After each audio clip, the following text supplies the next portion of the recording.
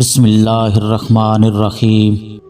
السلام علیکم ناظرین، آج ہم بیان کریں گے نبی کریم صلی اللہ علیہ وسلم کی حدیث مبارک۔ ویڈیو شروع کرنے سے پہلے آپ سے گزارش ہے کہ چینل پر نئے ہیں تو چینل کو سبسکرائب کریں، ویڈیو کو لائک کریں اور کمنٹ باکس میں اپنی قیمتی رائے کا ضرور اظہار کریں۔ چلیے ویڈیو شروع کرتے ہیں۔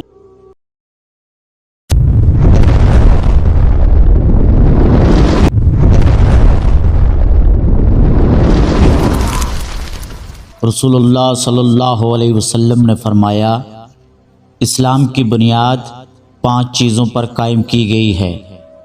اول، گواہی دینا کہ اللہ کے سوا کوئی معبود نہیں اور بے شک حضرت محمد مصطفیٰ صلی اللہ علیہ وسلم اللہ کے سچے رسول ہیں، اور نماز قائم کرنا اور زکوٰۃ ادا کرنا اور حج کرنا اور رمضان کے روزے رکھنا۔